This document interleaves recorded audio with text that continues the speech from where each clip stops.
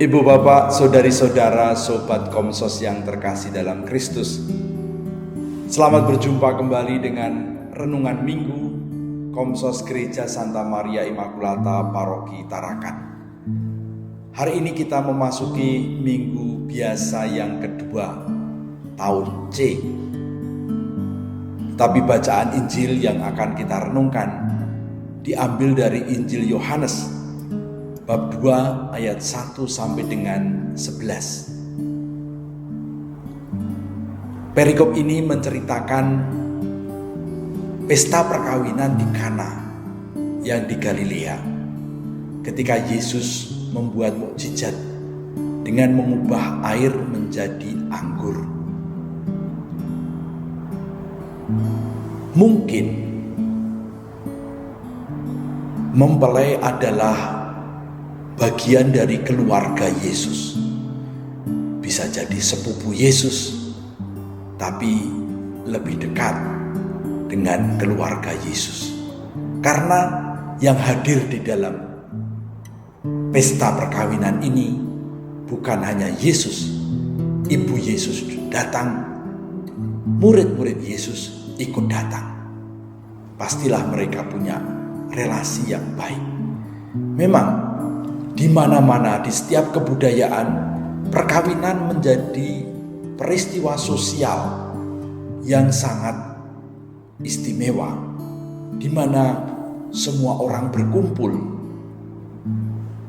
Bukan hanya keluarga, tetapi juga kenalan-kenalan, sahabat-sahabat dari orang tua kedua belah pihak maupun dari kedua mempelai. Sehingga pesta perkawinan selalu menjadi peristiwa yang menyenangkan, peristiwa yang membahagiakan, sebuah peristiwa persaudaraan yang sungguh-sungguh dinantikan dan disiapkan dengan baik. Hampir di setiap kebudayaan, sebelum hari H perkawinan, ada banyak persiapan yang dilakukan.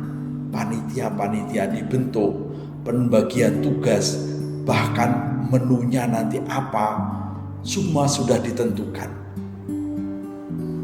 Dalam kisah perkawinan di Kana ini ada hal yang menarik. Karena apa? Pada saat mereka lagi berpesta, anggurnya habis. Bagi orang Yahudi, pesta perkawinan tanpa anggur itu tidak menyenangkan. Anggur inilah yang membuat tamu bertahan dalam kegembiraan bersama dengan tuan rumah. Kalau anggurnya sampai habis, itu berarti sebuah malapetaka. Karena berarti panitia atau keluarga tidak sungguh-sungguh memperhitungkan dengan baik. Dampaknya apa?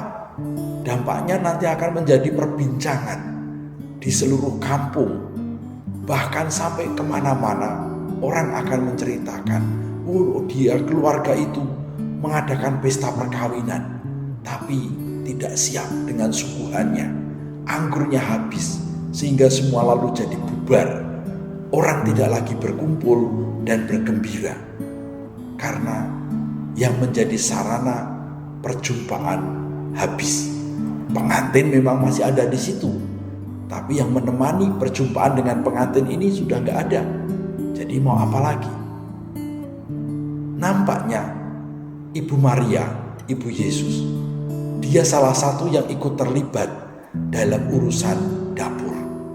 Maka ketika anggurnya habis, dia tahu dan dia kemudian mendatangi Yesus. Dia lapor kepada Yesus, mereka kehabisan anggur. Tidak jelas apa maksudnya Maria melaporkan itu kepada Yesus. Bisa jadi Maria mengharapkan Yesus membeli anggur di sekitar tempat itu, atau mengontak salah satu muridnya atau kenalannya yang mempunyai produk anggur supaya bisa mensuplai kekurangan itu. Bisa jadi itu maksud Maria. Dan dia berpesan kepada para pelayan, pokoknya nanti apa yang dikatakan oleh Yesus, kamu harus lakukan. Maria hanya mengatakan itu saja. Yesus sendiri nampaknya juga bingung ketika Maria mengatakan bahwa mereka kehabisan anggur. Apa yang harus aku perbuat? Maria hanya percaya Yesus pasti akan melakukan sesuatu. Dan setelah Maria pergi, Yesus kemudian minta kepada pelayan-pelayan mengisi tempat anggur itu, mengisi tempayan dengan air, dan kemudian mengubahnya menjadi anggur. Pesta yang hampir berhenti karena kekurangan anggur dimulai lagi. Bahkan anggurnya lebih enak. Ibu dan bapak, saudari-saudara yang terkasih dalam Kristus, kehadiran Yesus mempunyai makna bagi keluarga itu, membuat mereka tidak berhenti berpesta, membuat mereka tidak berhenti bergembira, membuat mereka tidak mendapatkan malu dari orang-orang di sekitar mereka karena anggurnya habis.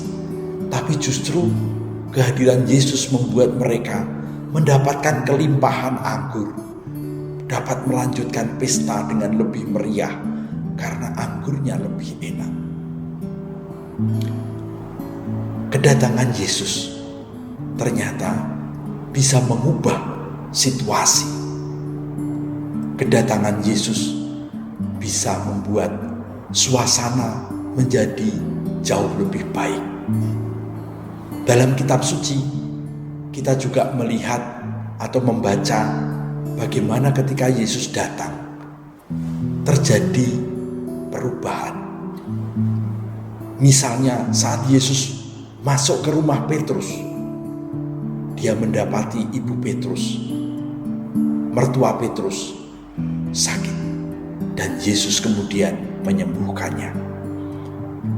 Yairus, kepala rumah ibadat, datang kepada Yesus supaya pergi ke rumahnya. Dan Yesus pergi ke rumahnya, menyembuhkan anaknya. Ketika Sakius berjumpa dengan Yesus, Yesus berkata, "Aku harus mampir ke rumahmu." Dan ketika Yesus masuk ke rumah Sakius, terjadi perubahan besar pada diri Sakius. Dia membagikan apa yang dimiliki kepada orang-orang miskin. Dan dia berjanji tidak akan menarik pajak melebihi yang seharusnya. Kehadiran Yesus ternyata mengubah situasi rumah kita. Pernahkah kita mengundang Yesus untuk masuk ke dalam rumah kita? Pernahkah kita mempersilahkan Yesus datang dan duduk bersama dengan kita? Kita ingat juga dua orang murid Emmaus.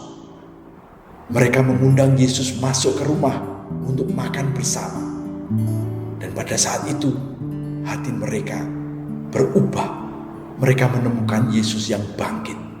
Dan mereka kemudian kembali ke Yerusalem dengan penuh sukacita.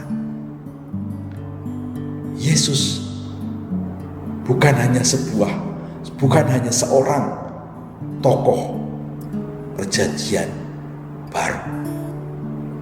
Yesus adalah Tuhan yang mampu mengubah hidup seseorang.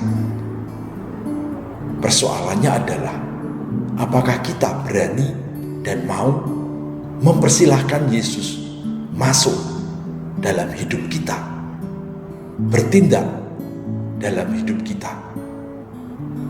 Menarik bahwa ada peranan Maria, Bunda Maria, Ibu Yesus, yang menunjukkan kepada Yesus bahwa engkau harus terlibat, engkau harus membantu, engkau harus menolong keluarga ini. Setelah Bunda Maria memberitahukan itu, dia kemudian pergi, membiarkan Yesus bertindak.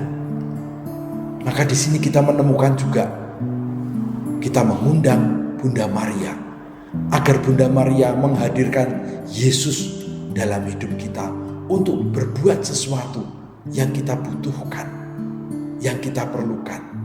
Itulah peranan Bunda Maria. Kita bisa minta tolong Bunda Maria agar Yesus memberkati kita, memperbaiki hidup kita, menciptakan hal yang baru dalam hidup kita, mengubah hidup kita yang sudah jenuh menjadi hidup yang baru. Perayaan Ekaristi kita hari ini mengajak kita untuk terus tinggal bersama Yesus, mengalami kehadirannya dan diubah olehnya. Semoga kita senantiasa membiarkan Yesus bertindak untuk memperbaharui hidup kita. Tuhan memberkati kita.